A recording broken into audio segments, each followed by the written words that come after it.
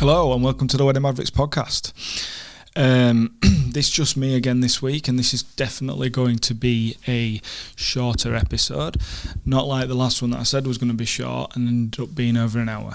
So I promise you this is hopefully more like 15-20 minutes of your time max.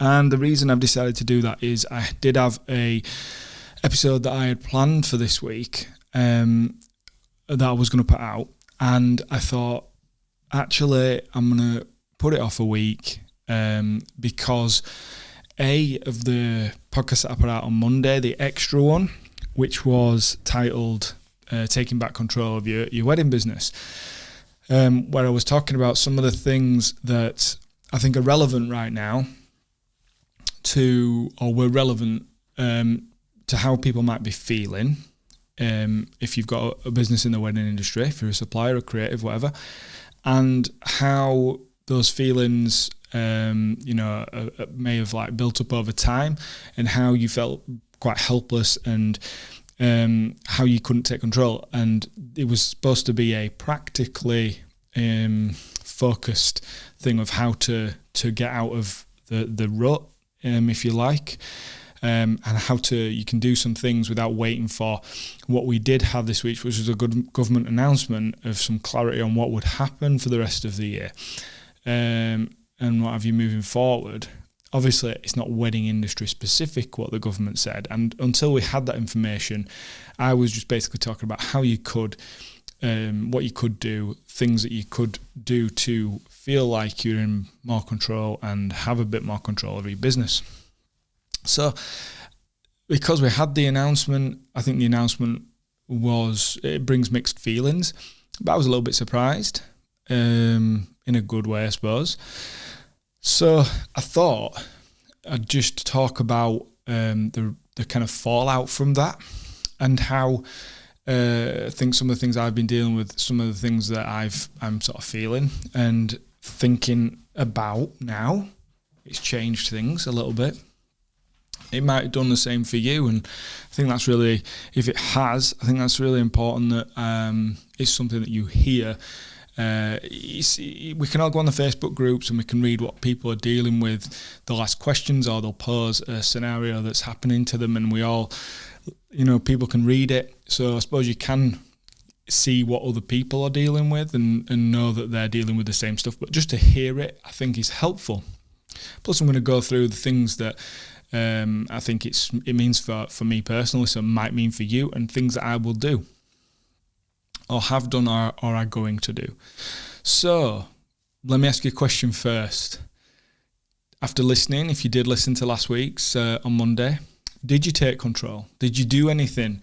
Did you put anything in place that we that I discussed in that episode? Were you proactive? Did you contact couples before they contacted you? You didn't have much time, I suppose, if you listened to it on Monday, and then you didn't have much time to put things in place. People were probably contacting you on Tuesday morning or Monday night. They were me. So maybe you didn't get time, but maybe you did. And maybe you were proactive. Maybe you'd already been proactive. And how did it go? If you did send out the communication first, if you did put things on the table, make some decisions first,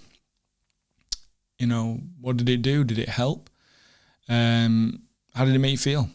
Because that's part of the exercise as well. It wasn't just about trying to improve the situation for your business and with your couples, but it was also about sending out messages to yourself, to your own brain. I don't just have to sit back and wait for things to happen. I can make a move and try and be in control. So my experiences since Monday, a very busy week, and I imagine that's what you've had. Movements, postponements, confirmations that people were going to go ahead, some cancellations. And I'll start with the cancellations because I do feel like it's a little bit odd as and the like postponements. I don't mean like, you know, trying to move my wedding a few weeks or a couple of months so that I can have a full guest list rather than restricted to 30. There's obviously been those, and they are the majority. But then there are ones that have moved like a couple of years or something. You know, they've moved from like this summer when they could have a wedding that was unrestricted, and they've moved it to like two or 3 years away. And I wasn't expecting that. I don't know if you've experienced anything similar, but it really made me a bit confused. And it's not just one person. There's a few people that have moved either to next year or even after that, and their wedding was this summer when they're saying there won't be any restrictions on numbers or anything. And you could look at that as couples being concerned that the government's got it wrong before and that they might not be held to have the day that they wanted, so they'd rather just put it off, and they were just waiting for some clarification. But I find it a bit strange that you wouldn't just make that decision before the government announcement, because surely it was an easier thing to do, like asking venues to move you, and you could have made that decision earlier. You didn't have to wait for the government. But hey, so those ones that I'll tell you what I've done. That's the whole point in this, to kind of share and try and suggest stuff and help. So I've just moved them. I didn't mess around. And I'm going to go into, I will tell you a story, and this is like from a few weeks back. Obviously, I'm not going to mention names, but it was the first time that we'd had a request that was to move a wedding. This is not what's happened this week. This has happened a couple of weeks ago. They wanted to move from later this year to later next year, and knowing that there was a potential for a lot of that this year, and there's going to be less of it now, which is great. But we were trying to consider what could happen, and this is probably the same as what you've considered, is that if everyone moves and you don't do anything with your pricing, and these people, for us, people book photographers and videographers, sometimes book them 2 years in advance. Some of these bookings, have been from 2 years ago now, because it was supposed to happen last year, and they might have booked in 2018, 2019 for 2020. And now they will move to this year. And then if they move another year, that's 4 years. 4 years without reflection of like different pricing. And there's nowhere in any of this for us to recoup any of the costs that we've incurred from moving those weddings, the extra work, if you like. And then we've not been able to, taken up multiple dates and taken up a new date next year where we won't be able to book new clients in next year. And there's less chance of us filling the one this year on a shorter notice. We might still do that, but there's less chance of it. So there are these things to consider, and there are different trains of thought. And up until now, we haven't been talking about money, increases, anything. But this couple, this bride had actually been quite specific about why she was. Well, she wasn't really specific about why she was moving. She just didn't want to do it this year because she didn't think she'd be able to have the wedding that she'd planned, and that's fair enough.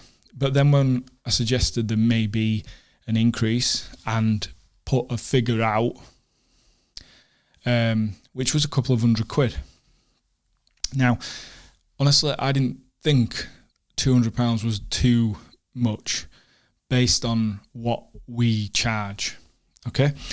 And I put some logic behind it because I was like, this is what we've charged you to do it, and then your wedding's going to be 3 years later than it's technically 2 to 3 years later. So we have to do something. And that was a figure, and I put a lot of logic behind it in terms of what we charge now, etc., etc. Anyway, it didn't go well. And that's why I'm sharing it, because it made me think, well, I don't want to have this every time someone wants to move. And I could stick to my guns, and I did stick to my guns with that one, and ended up basically refunding her some money as like a mutual agreement to cancel the services. So I lost the booking because it just felt like it was tarnished, and I didn't really want to. The service we try to provide is a very kind of personal one. Didn't really want to try and provide the service. I didn't think we'd be able to provide the service in the same way we would want to. There would be some negativity. So that was a personal business decision. I wouldn't ever recommend you do that. It's not a smart move, but it was necessary. But it taught me that I'd rather have a simple situation and try and be as accommodating as I normally am with people. So not going to charge people to move, but was confused and a little bit, that's a difficult one when people are moving 2 years away and you've booked them in for 2020 or whatever. It just don't make any sense a lot of the time. That's that. I'm just talking about that from the movements forward. Then there have been one or two cancellations, maybe just one, which the wedding falls inside the current kind of restriction on numbers. So the wedding could go ahead, but there's restriction on numbers, and basically she said she didn't want to replan it. It'd be like the third time she'd had to replan it. I totally understand that. So that's absolutely fine, and it's a shame, but I understand. And I'd already put that communication out there, what would happen if you cancelled. So hopefully, she didn't ask for anything, and I haven't talked about it. And so hopefully there won't be any, can I have money back from like a booking, retain a deposit, whatever, because there's an understanding. And that's where that proactive approach and explaining the situation and not like shying away from it could be, an important move. Then there's been the chaos of trying to fit all of these weddings that normally would be spread over. There might be less of them in winter and stuff, but they'd be spread over usually 7 or 8 months, let's say. And then there'd be a few in the winter months, but the majority would be that 7 or 8 months. Well, now we've like condensed them into about 3 or 4 months, a whole year, pretty much. Because everyone who was before that kind of June cut off, where in the UK they're basically saying after, I think it's the 21st of June, that the things will not be restricted. You'll be able to crack on with social events and things. Obviously, we're taking this with a bit of a pinch of salt, but it's good news for planning, and hopefully things will go ahead. So looking at, moving these dates, there's a lot of dates where people want the same day. I've seen people posting on groups that this is happening all over, and it was always going to happen. There are only so many prime dates, Saturdays, whatever, in the year. If everybody wants, whatever, the 4th of September, you can only give it to one person, or in our case, possibly 2. So yeah, the fact that we've now got some clarity on the situation, and we know that we might be cramming a lot of weddings into a small amount of time. At least we know that there's an ability to do our jobs, hopefully, and that's huge. When we haven't been able to work for an entire year, and it will be longer than a year by the time things really start to happen. But there is, over the coming months, or from like April, May onwards, there's the ability to do smaller weddings. So people will still get married. And I know I've still retained a couple of bookings in the May time. And the reason is people know that they can legally be able to have their wedding. They might not be able to have a massive party. They might not be able to have as many guests as they were going to have, but they'll still get married. So it'll start trickling then. And I hope that that's what's happening for you. From late June, July onwards, we should have some kind of normality. And I think maybe people are going to have to be okay with maybe masks and some bits of like stuff that wouldn't normally be there, but it's going to be a damn sight better than it was last year. And I hazard to say a damn sight better than we were probably thinking it would be. So that's massive, really. And I really hope that if you're feeling very negative and maybe you were thinking, I'm not sure I'll even carry on with this, I hope that now you do feel like it's possible. And what I'll say is, depending on what service you provide, it might mean different things for you, but also keep the same, in the vein of what we were talking about taking control, in the same way that you have to kind of just deal with what you've got. Try to think outside the box with this, because this year and probably next year is not going to be the same as what it always has been. If you've been running your business a certain way for a long time, there's going to be different opportunities now. So I will probably talk about those in the future, but let's be honest, there might be opportunities that never existed before. You could end up working extremely hard and doing a lot of work, a lot more work volume-wise than you normally would, but can you do it for a short period of time to get your business back on track? Maybe you don't want to, and that kind of flows nicely into what I'll just talk about very briefly now, which is that you have to take control now of the situation as you find yourself in it. So we've had probably a really busy week of couples ringing up trying to rearrange things, and that might spill into the next couple of weeks also a bit. But then it calms down and there will be a lot of new inquiries.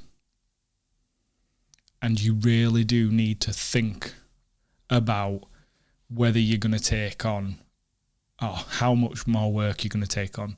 So an exercise that I did yesterday was, I literally went through, I do have a CRM, but I went through each booking and wrote them down on a bit of paper, some key details. Things like how much the balance outstanding was, if they needed one person or two people, what service I was providing, was it photo, video, or photo and video, and I looked at and I wrote the dates down, and then I could basically see how many I had overall, how many to the end of the year, how many I had in each month, how much money that was for each month. There might be ways that you can use your CRM to do this stuff, but I wanted to see it written down so that at a glance I can be like, no, I'm not taking any more in that month, but this month, yes, I can, if an inquiry comes in, I can do it. But it also helps me to understand now that I believe things will happen, open back up. Financially, it's been a huge hit for the last 12 months and will continue to be for the next couple of years. And, if you've been considering your pricing and how you kind of, how much you charge and what you give for that, there's never been a better time than now to figure that out and to really, really decide what it is you want to do, depending on your type of business, but like whether you're high volume or whether you're, very kind of niche specific service, whatever it is that your goal is in mind for the future, now's the time to do it, because you're probably going to have enough bookings for the next 12 to 24 months as a baseline, and you can really decide. So I'm going to put it in a pricing perspective. If you want to put your prices up, there's never been a better time to do it. Unless you are starting out. If you're starting out, there's a few more things you need to think about it. But if you've been going for a few years, I would imagine now you're going to have more bookings for the next 12 months and more bookings for next year than you've ever had in your business, at such a late thing out. So for me, I know I've already got more than, like, 3 times more than I would expect to have for next year at this point in the year. So I need to think about what I'm going to do. what's the price I wanted to get to? What's the overall amount that I wanted to earn, in the year? And I need to price that accordingly. I've seen a lot of, or I can imagine, I'm just guessing between the lines, a lot of people dropping their prices, desperate. Don't do it. There's going to be a lot of work now, because there's going to be a lot of people who've put off getting married or are trying to plan a wedding. There's going to be a real need for your service over the next couple of years, more than ever. So please don't, get desperate. Okay, so we've got the roadmap. It's kind of been good news, yeah? What do you do now? So you get everything in order. This is the time to plan. I've just talked about pricing, but get organised. We're going to be so busy later this year and potentially next year, you're not going to get a chance to do a lot of stuff, okay?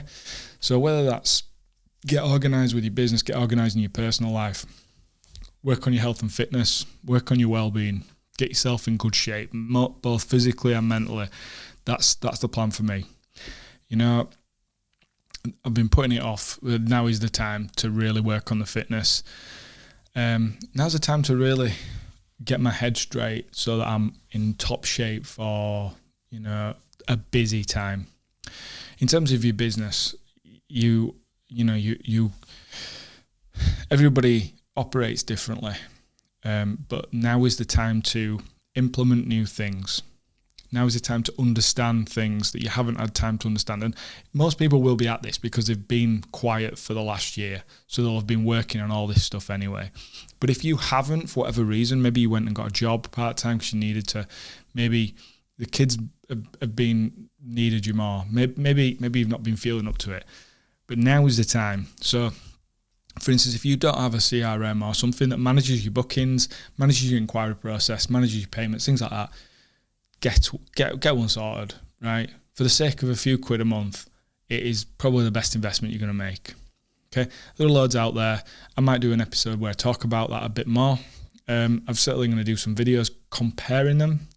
I use one called Studio Ninja, and the reason I use Studio Ninja, it's based for photographers, videographers, but you could use it for anything. It'd work really well, and I know that people do use it, that are florists or cake makers or planners and stuff. Honestly, godsend, absolute.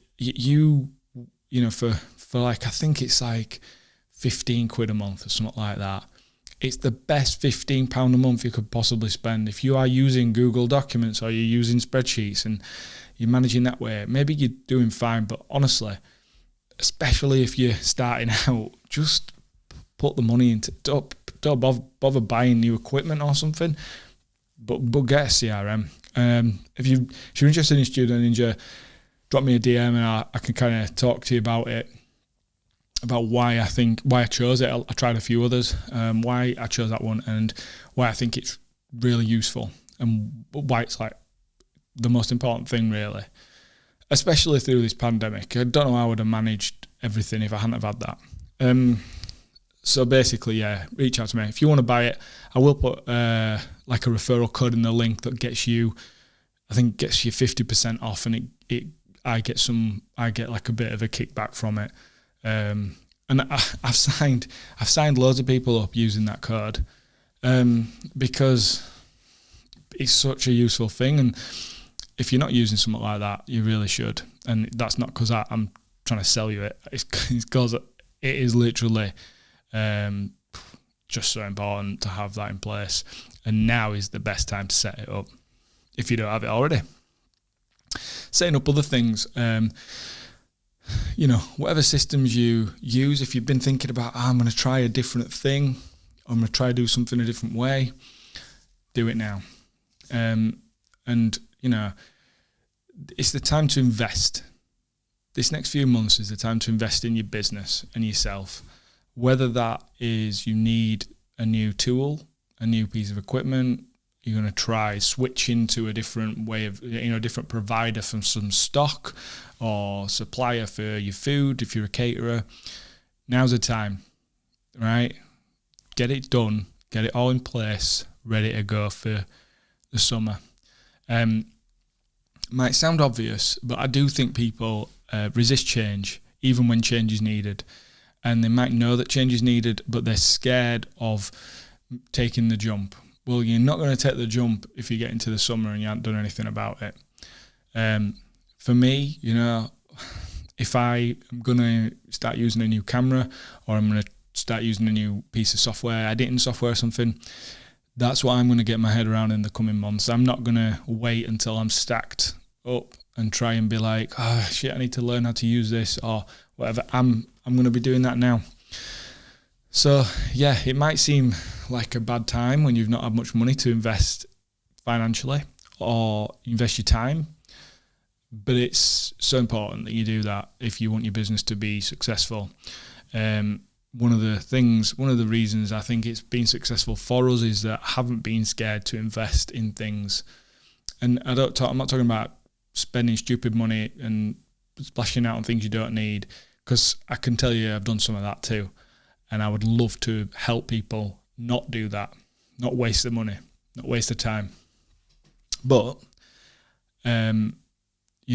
there are things that are really, really going to help and are really going to take your business up a notch. And that's what you want now. You want to give yourself the best platform to boom forward, because that's what potentially will happen. We're in a recession, things are not good, but there will be a massive boom on the other side. When that comes, who knows? But I think for the wedding industry opening back up, it could start earlier than other industries. So yeah, maybe you want to learn something. So looking at educating yourself, doing a course on something, systems, equipment. Make sure you're ready to go. So yeah, next week they are talking about the budget. Let's be honest, we're going to be one of the last industries to open back up. So let's hope that there's some more financial support for small businesses, self-employed. Let's hope that there is some industry-specific financial, support, because it's been lacking for the wedding industry, and we are going to be one of the last ones to open back up. So let's hope that, we get some help. But again, when we're talking about the financial support and things like that, we can't bank on it. So don't factor that in. Don't plan that in. Be proactive. If you don't think you can make it through to June, revisit some of the things that I talked about in the previous episode about taking back control to try and make sure you can bridge that gap, because we have the clarity that we need. We know what goalposts we need to get to, and if you really are struggling, I would say if there's a lot of money coming in that second half of the year and you are just worrying about cash flow right now, you are really stressing out because you don't know you're going to make it through the next 3 or 4 months. Don't wait for the government to give some handouts to support people.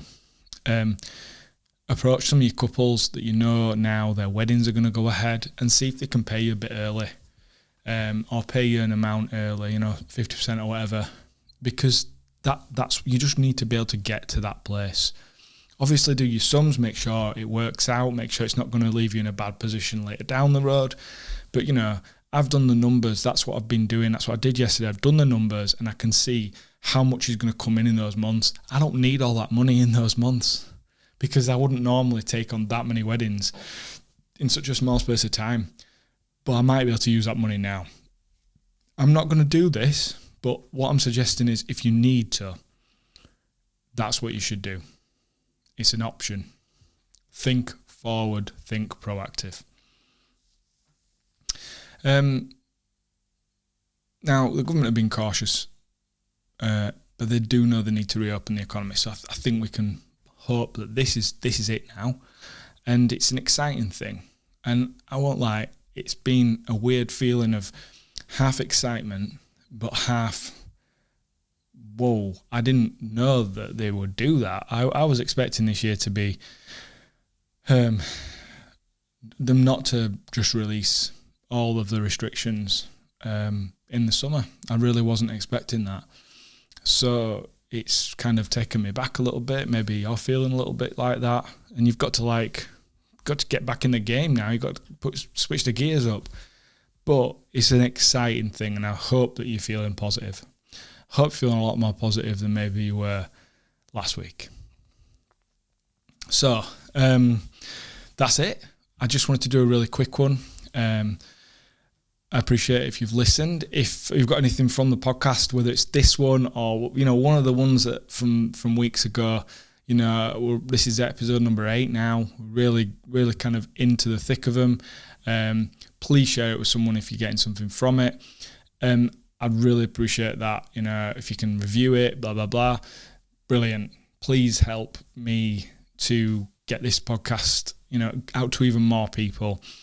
And please reach out to me on the DMs if there's anything that you think you've got a question about, that you want some kind of advice on. More than happy to give you some of my time, just to try and help you out. If there's anything, feedback that you've got for me, good or bad, I'd love to hear it. I really would. Just send me a message. You can get me on the socials at Wedding Mavericks. And yeah, thanks for listening. The next week I've got a really great guest. I'm really excited about that episode. That should have been today, but I've put it off. And I've already recorded quite a few more guests, some really great conversations, and I'll be recording some more in the coming weeks. So there's plenty to go out over the coming months from the podcast. And yeah, I'm just really excited now.